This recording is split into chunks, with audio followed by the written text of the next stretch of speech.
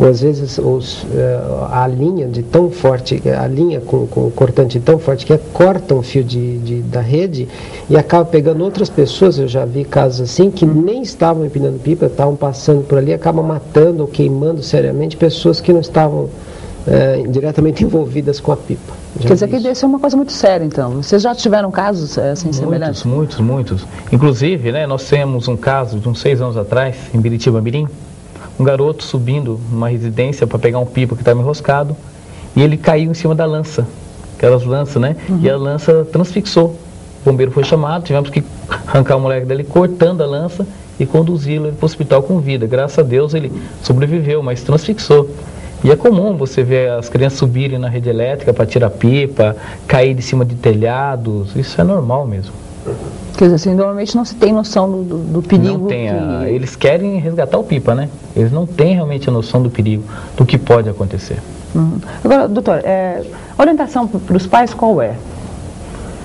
Né, a situação assim, mudou muito, né? Quer dizer, hoje em dia existem poucos lugares de lazer, poucos espaços onde as crianças possam brincar, não só empinar pipa, mas como jogar futebol. Quer dizer, as coisas vêm mudando muito nos últimos tempos. Como orientar os pais nesse sentido? Eles têm que estar mais atentos aos riscos que estão envolvidos, essas brincadeiras aparentemente inocentes, ou pelo menos que eram inocentes há algumas décadas atrás. Eles têm que estar cientes disso e proporcionar ao filho uma ida a um parque ou algo assim, onde estariam mais seguros e distantes desse tipo de perigo. Essa é uma problemática complexa. Você tem que convir que hoje em dia os pais trabalham muito mais do que antigamente, o pai e a mãe, e muitas vezes tem pouco tempo para cuidar dessas crianças que ficam, na maioria das vezes, por si só. Agora, Isso é uma questão realmente, como os bombeiros vêm fazendo, de esclarecimento da criança. Exatamente como a gente viu naquela matéria. Agora, se pelo conhecimento que o senhor tem, quando a criança começa a ter noção de perigo? Quando ela começa nunca. Às vezes nunca tem.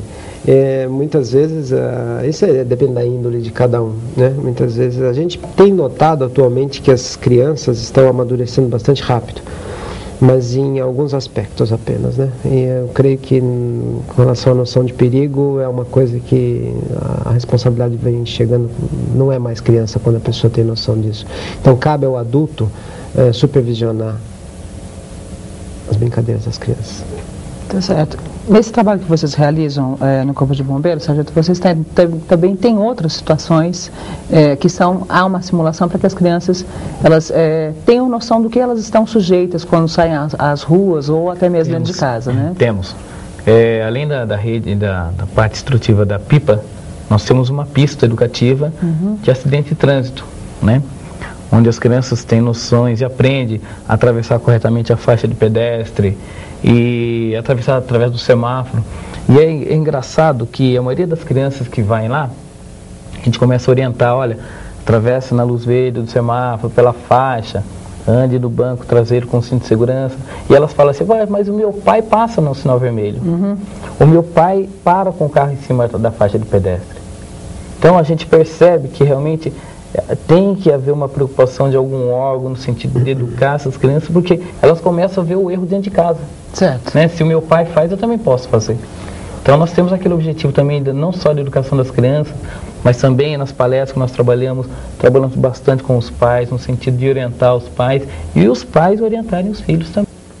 Diário Comunidade está de volta e hoje nós estamos falando de acidentes na infância. Sargento, o senhor estava falando a respeito das outras bases que vocês têm no Corpo de Bombeiros para orientar as crianças a respeito dos acidentes, de coisas que elas devem evitar. Você estava falando de trânsito, mas vocês têm outras bases também, Temos né? Sim. Temos uma base educativa sobre poço, né? Nós atendemos bastante ocorrências de crianças que caem em poço por estar mexendo. Então nós temos uma base educativa de poço, temos a base educativa de piscinas, né? Que também é grande o índice de acidente de crianças que caem, morrem afogadas por estar brincando próximo a rios, piscina, orientando quando é que a criança pode e não pode entrar na água, quando é que ela pode brincar, quando é que ela vai se sentir segura brincando. Nós temos uma base educativa de fogo e mato, né, no objetivo de orientar, né, o fogo e mato na nossa região também é grande, o índice de ocorrências, no objetivo de orientar essas crianças com referência a não provocar os incêndios de matas, né. E estamos agora com um trabalho educativo também sobre animais peçonhentos, que também é grande o número de ocorrências com animais peçonhentos na nossa região. Certo. Cobras, aranhas, escorpiões. Certo. E o que vocês estão mostrando, o que é basicamente isso. Exatamente. Mostrar o que é o animal e... O que é o animal, quando é que a criança deve realmente chegar próximo, quando é que não pode, se houver um acidente, o que fazer, para quem ligar, as providências serem tomadas. Agora, assim, a criança, na verdade, ela acaba funcionando como um outro dissimulador mesmo dessas informações junto à família, aos pais, ela dissemina essas informações. Sem dúvida. As crianças, nós temos pais que já foram no quartel, agradecer que o filho esteve lá, gostou da palestra, chegou lá, mostrou para a mãe como é que se fazia, o que não podia fazer. Teve até um pai que brincou com a gente que um dia ele foi atravessar próximo ao semáforo e o filho dele que estava no bombeiro falou: olha pai, não pode. O bombeiro falou que o senhor não pode parar na faixa de pedestre, não pode atravessar no sinal vermelho. Ele foi agradecer a gente pela educação que o filho acabou passando para ele, na parte de instrução. Tá bom. Doutor, dentro de casa, o senhor disse que realmente é um local muito perigoso para a criança. As queimaduras, por exemplo, elas normalmente acontecem dentro da própria casa. A grande maioria das queimaduras, a grande maioria dos pacientes queimados são crianças e a grande maioria dessas queimaduras em crianças, ocorrem dentro de casa. Se você quiser ser mais específico, no horário do almoço. No horário do almoço. No horário do almoço. Isso é escaldo, né? Queimaduras de líquidos fervendo, óleo, água, sobre a criança mexendo em fogão, correndo, brincando perto de cozinha. Existem diversas outras modalidades, é bom lembrar sempre que mexer com álcool próximo a fogo é uma das causas sérias de queimadura nas vestes, que depois vem a ser uma queimadura extensa, talvez pelo corpo inteiro. Queimaduras elétricas por crianças de menos idade que colocam as mãos e são queimaduras graves, né? Queimaduras... nas tomadas de casa, em aparelhos elétricos, soquete de lâmpada, mas as queimaduras por escaldo, essas que o líquido fervendo, a comida quente cai sobre as crianças, são as mais comuns. Doutor, que tipo de queimadura isso provoca, esse acidente, por exemplo, que você está citando, e como recuperar isso? É difícil a recuperação? Varia amplamente, né, do tempo de exposição, da temperatura do agente agressor. As queimaduras com líquidos como água ou leite fervendo são sempre mais simples de serem tratadas, elas nunca estão acima de 100 graus de temperatura. A queimadura tem uma profundidade muito limitada. Às vezes são extensas, mas são de simples tratamento. As queimaduras piores são as queimaduras com óleo fervendo, que às vezes vão a 3.000 graus centígrados. Isso provoca uma queimadura muito profunda de difícil tratamento. Isso é um tratamento que pode ser longo, dependendo da gravidade. Longo, dolorido?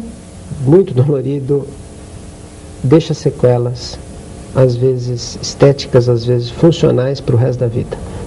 Então é um dos motivos de preocupação até mesmo do governo, porque isso daí tira pessoas do mercado de trabalho por algum tempo e às vezes as tira permanentemente.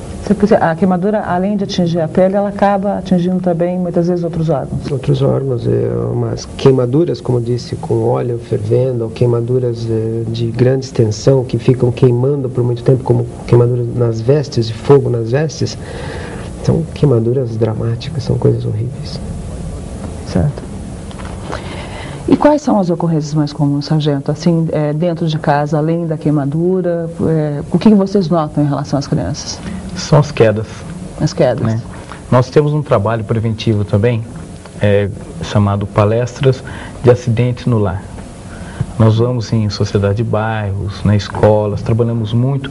Nós temos um grupo de pessoas que trabalham conosco e é um trabalho bastante sério, levado pelo bombeiro.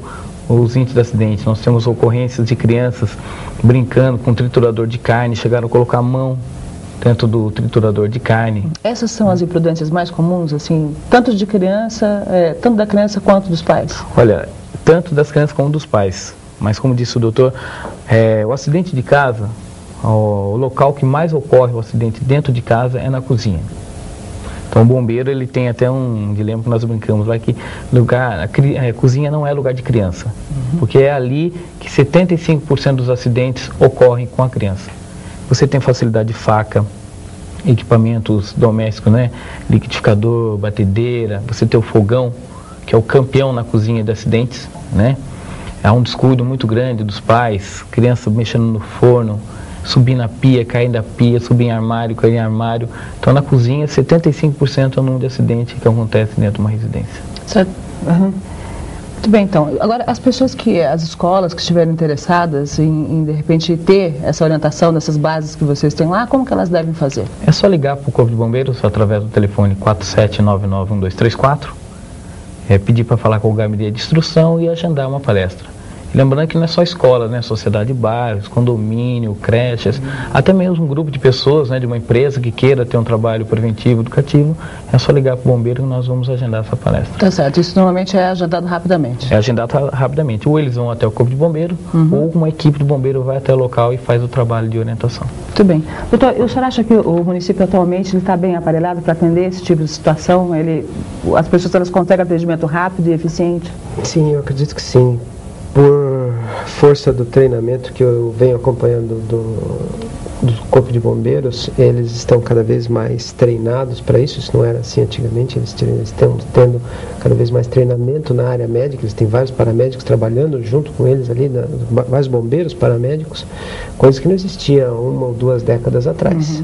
Começou há 1 ou 2 décadas atrás de acontecer, de os bombeiros começarem a se especializar no resgate.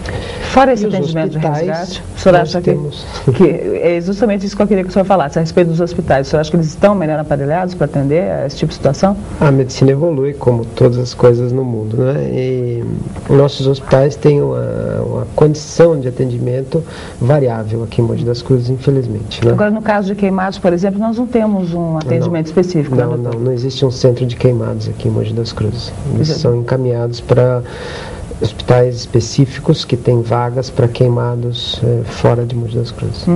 Seria importante que a região tivesse um hospital para queimados, por exemplo? Sim, isso seria de grande valia para uma população tão grande como a nossa não poder contar com alguns leitos específicos para queimado. Não temos isso aqui.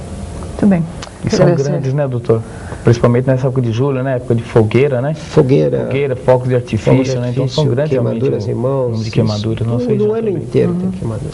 Sérgio, eu queria agradecer a sua presença, ao doutor também. Obrigado. O Diário Comunidade vai ficando por aqui. Só lembrando que as visitas às escolas do Corpo de Bombeiros de Mogi, elas podem ser agendadas através do telefone 4799-1234. O Diário Comunidade está terminando agora. Um bom dia e um ótimo fim de semana.